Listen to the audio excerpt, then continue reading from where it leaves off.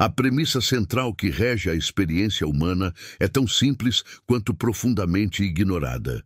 A sua realidade exterior é apenas o espelho fiel do seu estado de consciência interior sustentado. O mestre Neville Goddard nos legou uma chave que a maioria ignora. O subconsciente não distingue entre a realidade vivida e a realidade assumida. Essa é a fundação. Você não reage ao mundo. Você o produz a cada instante. As gerações que detêm o poder compreenderam este mecanismo e, por séculos, condicionaram a maioria a acreditar que são vítimas do acaso, enquanto, silenciosamente, aplicavam as leis da consciência para moldar seu destino, sua riqueza e sua influência. Não existe acaso, sorte cega ou destino predeterminado. Existe apenas a suposição carregada de sentimento. Quando você revive mentalmente uma cena como se já fosse um fato consumado, o subconsciente a aceita como uma ordem, um modelo a ser seguido, e, inevitavelmente, ela se manifesta no plano físico. Esta não é uma filosofia abstrata, mas a descrição de uma lei universal e prática. A vasta maioria permanecerá presa em ciclos repetitivos de frustração. Você, no entanto, agora reconhece que cada emoção nutrida é uma semente e cada imagem sentida é um futuro em gestação. A escolha entre repetir os velhos padrões ou assumir e manifestar uma nova realidade reside inteiramente em suas mãos e em sua mente. A realidade material que você experimenta neste exato momento é apenas o estágio final de um processo que teve seu início na sua consciência semanas, meses ou até anos atrás. 95% da humanidade parte sem jamais descobrir esta sequência inversa da criação, permanecendo escravizada a uma ilusão fundamental, a crença de que o mundo físico é a realidade primária e causadora. Esta inversão perceptiva mantém bilhões de indivíduos em loops de carência e frustração. Eles acordam, aplicam força, trabalham arduamente, tentam manipular as circunstâncias externas e se perguntam por que nada muda substancialmente em suas vidas. É o equivalente a passar a vida inteira tentando alterar o reflexo no espelho, sem jamais mudar a face que está diante dele. O espelho sempre reflete fielmente o que está à sua frente. Da mesma forma, o mundo material sempre objetifica fielmente os estados subconscientes sustentados. O Dr. Ray Stanford, um dos poucos a destrinchar essa mecânica, ensinava que os resultados externos são meras objetificações dos estados internos do subconsciente. Mas Stanford estava apenas redesenhando o que já estava codificado em textos ancestrais e validado pela física moderna, a lei da reversibilidade. Esta lei é fundamental para entender como a consciência cria a matéria e opera em todos os fenômenos observáveis do universo. Por séculos, a humanidade produziu eletricidade através da fricção sem jamais imaginar que o inverso era possível, que a eletricidade poderia produzir fricção. O movimento mecânico causava vibrações sonoras muito antes que alguém concebesse que as vibrações sonoras poderiam causar movimento mecânico, até que o fonógrafo provou a reversibilidade. O calor produz movimento. O movimento produz calor. O magnetismo gera corrente elétrica. A corrente elétrica gera magnetismo. Causa e efeito são intercambiáveis. Essa lei universal da reversibilidade revela algo extraordinário sobre a natureza da realidade. Se um estado físico pode produzir um sentimento psicológico, como a riqueza produz o sentimento de segurança, então, inversamente, um sentimento psicológico sustentado, o sentimento de segurança, deve produzir um estado físico correspondente à riqueza. A física quântica confirmaria mais tarde o que os místicos sempre souberam. O observador colapsa a função de onda. A consciência precede a manifestação e o interior determina o exterior. Existe uma hierarquia específica no processo de manifestação que precisa ser desvendada. O ser humano opera simultaneamente em 3 planos distintos. O plano espiritual é a consciência pura, o campo de potencial infinito e indiferenciado, onde todas as possibilidades coexistem. O plano intelectual é a mente organizadora, o poder que seleciona, direciona e foca o potencial. O plano físico é a manifestação material consolidada, o corpo que você habita, as circunstâncias que o cercam e os eventos que você encontra. Tudo o que está no físico é o terceiro e último estágio de um processo criativo que surgiu na consciência, foi organizado pelo intelecto e, por fim, materializado no físico. Thomas Edison não inventou a lâmpada incandescente no sentido convencional. A lâmpada, primeiro, existiu como uma possibilidade no campo da consciência universal. Edison acessou essa possibilidade, permitiu que ela tomasse forma como uma imagem mental detalhada através de seu intelecto, em um estado de devaneio controlado, e só então ela se materializou como um objeto físico. Este mesmo padrão governa toda a criação humana, desde a sinfonia que primeiro ressoa na mente do compositor, até o arranha-céu que existe primeiro na imaginação do arquiteto. A falha massiva em compreender e aplicar essa sequência tem raízes profundas. Desde a infância, somos condicionados a reagir ao mundo físico como se ele fosse a fonte causadora de nossa experiência. Aprendemos a temer a escassez, a lutar contra doenças e a competir por recursos limitados, sempre tentando manipular os efeitos sem jamais abordar as causas. É uma batalha perdida antes de começar. Este condicionamento é tão penetrante que, mesmo quando expostas à verdade, a maioria das pessoas a rejeita instintivamente. Afinal, aceitar que você é o criador da sua realidade significa aceitar a responsabilidade total por tudo em sua experiência. Não há mais vítimas, não há mais culpados externos e não há mais desculpas. Há apenas o reconhecimento sóbrio de que o mundo ao seu redor é a objetificação perfeita dos estados de consciência que você tem sustentado. A questão, portanto, não é se você está criando sua realidade. Você está, saiba disso ou não. Em questão é se você está criando conscientemente ou se permanece como um criador inconsciente, manifestando por default os mesmos loops limitantes herdados daqueles que vieram antes. A diferença entre os 5% que vivem vidas extraordinárias e os 95% que morrem com seus sonhos não realizados não é sorte, privilégio ou circunstância. É o conhecimento aplicado das leis que governam a consciência. Neville Goddard dedicou sua vida a ensinar o que a psicologia mainstream levaria décadas para validar cientificamente. O subconsciente não distingue entre uma experiência vividamente imaginada e uma fisicamente vivida. Ambas criam impressões idênticas no tecido da consciência. Goddard, um místico que ensinou em Nova York, chamou isso de Lei da Assunção. Você assume o sentimento do desejo realizado, e o subconsciente, que raciocina dedutivamente sem questionar a validade das premissas, desenvolve essa assunção até sua conclusão lógica no mundo físico. O Dr. Maxwell Maltz, um cirurgião plástico, percebeu que muitos pacientes continuavam a se ver como desfigurados mesmo após correções cirúrgicas perfeitas. Ele descobriu o que chamou de termostato da autoimagem. Esta autoimagem subconsciente regula rigidamente o que você permite entrar em sua experiência, exatamente como um termostato mantém a temperatura dentro de limites predefinidos. Você pode, temporariamente, exceder esses limites por esforço consciente, mas invariavelmente retornará ao ponto de ajuste subconsciente.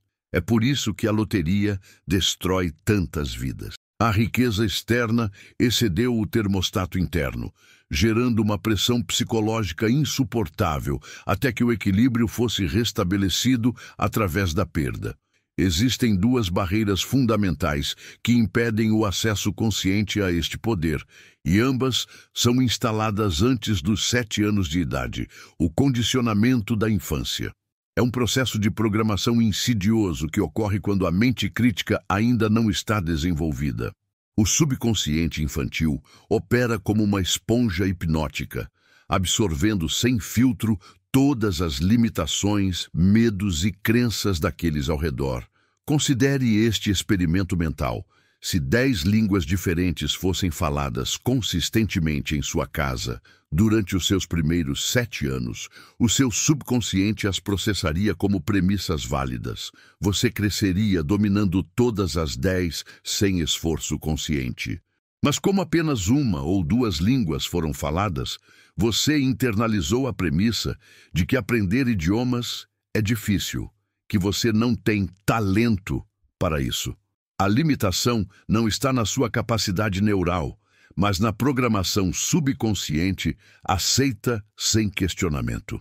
A sugestão ambiental contínua Earl Nightingale, que influenciou milhões, compreendeu que vivemos em um estado hipnótico relativo uns com os outros constantemente. Quando 95% das pessoas ao seu redor vivem na limitação, suas mentes incessantemente transmitem essas convicções limitantes como ondas de rádio psíquicas. Se você as aceita subconscientemente, e a maioria o faz, você é compelido a expressá-las objetivamente em sua vida. O momento de maior vulnerabilidade a essa programação ambiental é justamente quando você está mais relaxado. Conversas casuais com colegas, momentos de devaneio no transporte público e o estado semi-hipnótico em frente a telas. Nesses momentos, sua mente crítica está parcialmente subjugada, exatamente o estado que hipnotistas induzem para implantar sugestões. Este mecanismo de transmissão telepática de crenças opera através do que textos antigos chamavam de mente subjetiva universal, o substrato da consciência que conecta todas as mentes individuais. Suas convicções não verbalizadas sobre os outros são transmitidas a eles sem o seu conhecimento consciente. Se aceitas subconscientemente, elas influenciarão o comportamento deles. Eles agirão em conformidade com as suas expectativas não verbalizadas a respeito deles, e então racionalizarão suas ações como escolhas livres, jamais suspeitando que foram compelidos por suas projeções mentais. Se este ensinamento ressoou profundamente com a sua alma e o convida a ir além, não se esqueça de se inscrever neste canal para que possamos continuar essa jornada de descoberta juntos. Ao fazer isso, você acende uma luz que nutre este espaço sagrado de revelação. A única proteção real é manter a vigilância consciente sobre quais premissas você permite que seu subconsciente aceite. Mas isso requer entender primeiro que o subconsciente aceita mais facilmente sugestões apresentadas através de imagens mentais carregadas de emoção do que através de afirmações verbais vazias. A imaginação, portanto, não é fantasia infantil, mas literalmente o início de toda a criação. A consciência funciona como a luz que passa por um prisma, e suas crenças são as facetas que determinam como essa luz se refrata no mundo material. Quando você constrói uma imagem mental e a sustenta com sentimento genuíno, você está literalmente modificando o padrão vibratório da consciência, que deve, por necessidade física, produzir seu correlato material.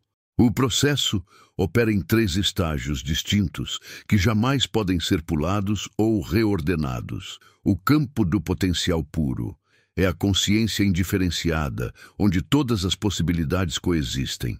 Os místicos chamam de vazio criativo. É um oceano de potencial esperando ser colapsado em forma específica, através da observação consciente. O ato da seleção mental. Aqui, a mente funciona como uma lente, focando o infinito em algo finito. Você não está criando algo novo. Você está selecionando no menu infinito de possibilidades que já existem. A precipitação no físico.